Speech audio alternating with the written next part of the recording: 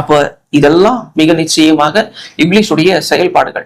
நேர்ல இவன் செஞ்சானா அப்படின்னா அதுதான் இல்லை. எப்படி இறைவன் மனிதர்களை நேருக்கு நேர் சந்திக்காம எண்ண ஓட்டங்கள் மூலியமாகவே இறை தூதர்களாகவே இருந்தாலும் அவர்களுக்கு உள்ளுணர்வு மூலியமாகவே எப்படி இறைவன் தன்னுடைய அந்த வழிமுறையை கொடுத்தாரோ அதே மாதிரிதான் இப்லீஸுடைய செயல்பாடு. அவனும் மனிதர்களுடைய அந்த எண்ண ஓட்டங்கள்ல கலந்து தன்னுடைய சிந்தனைகளை தொடர்ந்து செலுத்தி மனிதர்களுடைய அந்த தூய்மையான சிந்தனைகளை செதைச்சு ஒட்டுமொத்தமா தங்களை மேதாவிகள் அப்படிங்கிற எண்ணத்துல கொண்டு போய் ஒவ்வொரு மனிதனையும் வச்சு விஞ்ஞானிகள் அப்படிங்கிற பேர்ல அவர்களை மரபணு மாற்றம் செஞ்சு அவங்கள வடிகெடுத்திருக்கான் அப்படிங்கிற அந்த ஒரு விஷயத்தை இதுல இருந்து நம்ம பாக்குறோம். கொசுக்களை கூட அவங்க இன்னைக்கு விட்டு வைக்கல இப்லீஸுடைய சகாக்கள். அவங்க என்ன பண்ணி வச்சிருக்கிறாங்க அப்படின்னு சொன்னா, கொசுக்களுக்கும் மரபணு மாற்றம் செஞ்சு வாரத்துக்கோ மாசத்துக்கோ கிட்டத்தட்ட 30 மில்லியன் கொசுக்களை இந்த உலகம் முழுக்க பரப்பிக்கிட்டு இருக்கிறாங்க. யாரு? நம்ம பில்கேட்ஸ். அவர் தனியா ஒரு ஆய்வகத்தையே வச்சிருக்காரு. அந்த ஆய்வகத்துலதான் அந்த கொசுக்களை தினம் தினம் மரபணு மாற்றம் செய்யக்கூடிய அந்த ப்ராசஸ் பண்ணிக்கிட்டே இருக்காரு. அப்ப மாசத்துக்கு கிட்டத்தட்ட 3 மில்லியன் கொசுக்களை இந்த உலக நாடுகள் முழுக்க அவர் சதற விட்டுக்கிட்டே இருக்கிறாரு. I'm Scott O'Neill here in Medellin, Colombia today, and I'm at the world's biggest mosquito factory, making in here 30 million mosquitoes a week. Come have a look. Doing it for a very serious reason. Cities like Medellin have suffered from diseases like dengue, Zika, chikungunya for decades, but not anymore. Or to bring the solution of Wolbachia mosquitoes to this city.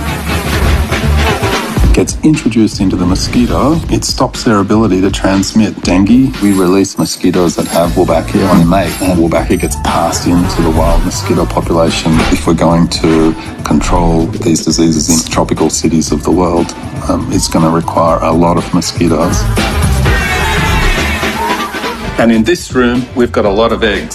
Each one of these strips, these tiny black dots, are up to 10,000 mosquito eggs. About 1.5 million dried eggs waiting to hatch.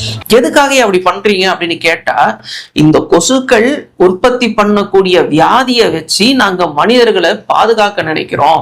அப்ப எதிர்காலத்துல வரக்கூடிய வியாதிகளை இப்பவே உண்டு பண்ணி நாங்க மனிதர்களுக்கு அப்ப வரக்கூடிய வியாதியை தடுக்கிறதுக்கு இப்ப மருந்துகளை கண்டுபிடிக்கிறோம் அப்படின்னு சொல்லிக்கிட்டு இருக்கிறாங்க. ஆனால் குர்ஆனுடைய வசனங்களை நாம வச்சு பார்க்கும்பொழுது மிக நிச்சயமாக இவர்கள் ஒரு மிகப்பெரிய சதி வேலைகளைத்தான் செய்து கொண்டிருக்கிறார்கள் அப்படிங்கிறத நம்ம தெளிவாவே தெரிஞ்சுக்க முடியும். அது மட்டும் இல்ல, பில்கேட்ஸ் ஒரு பட்டர் இப்ப உருவாக்கி இருக்கிறார்.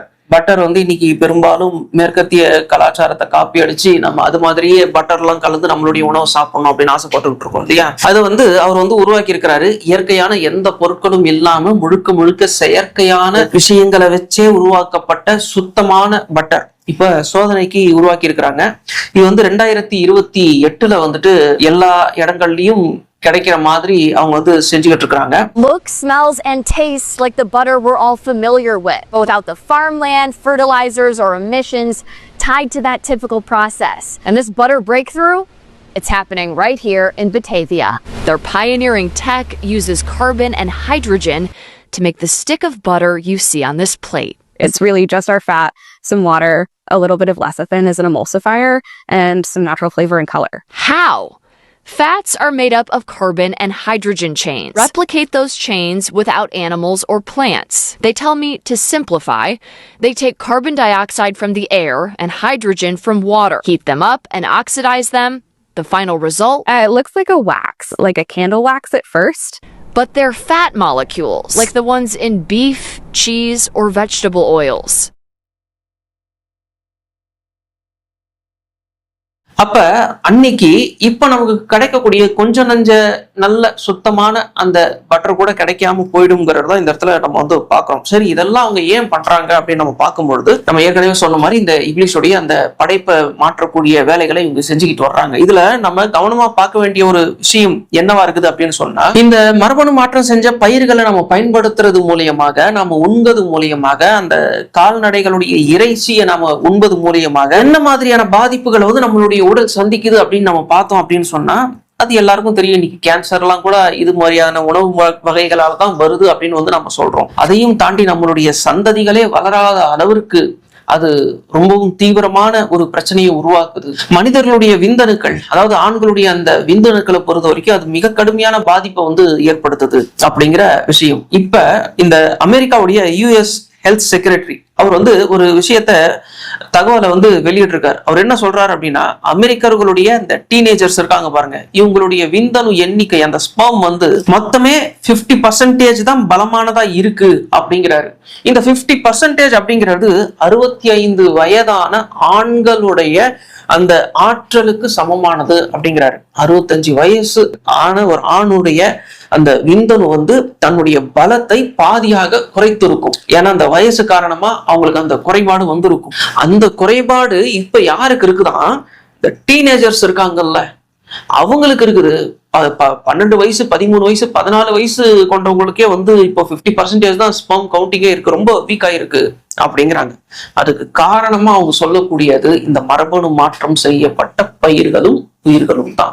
இப்ப நம்ம சாப்பிடக்கூடிய அந்த பிராய்லர் கோழிகளாக இருக்கட்டும் அல்லது ஆடு மாடு இது மாதிரியான கால்நடைகளாக இருக்கட்டும், இது எல்லாமே நீங்க பாத்தீங்க அப்படின்னா மிக நிச்சயமா அந்த மரபணு மாற்றம் செய்யப்பட்ட உயிர்களாகத்தான் இருக்குது.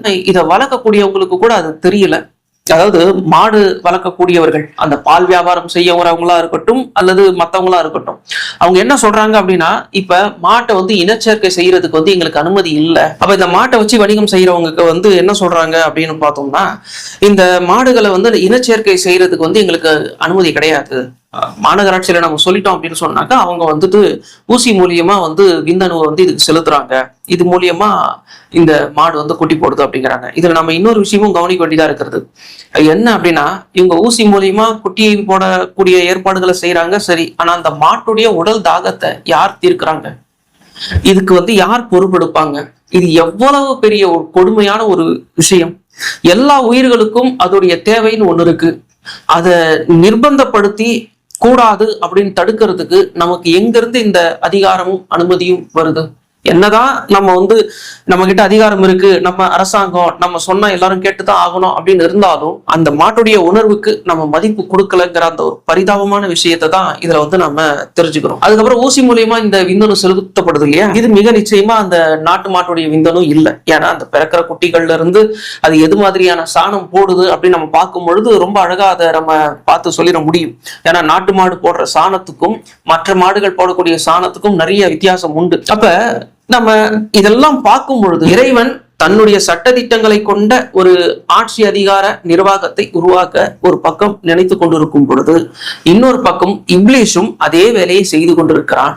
தன்னுடைய சகாக்களை வைத்துக்கொண்டு, தனக்கு ஆதரவானவர்களை வைத்துக்கொண்டு, வியாபாரம் அப்படிங்கிற ரீதியில, அதிகாரம் அப்படிங்கிற ரீதியில அவன் இன்னொரு ரூட் எடுத்து வந்துகிட்டு இருக்கான் அப்படிங்கிற அந்த ஒரு விஷயத்த நம்ம வந்து பார்க்கிறோம்.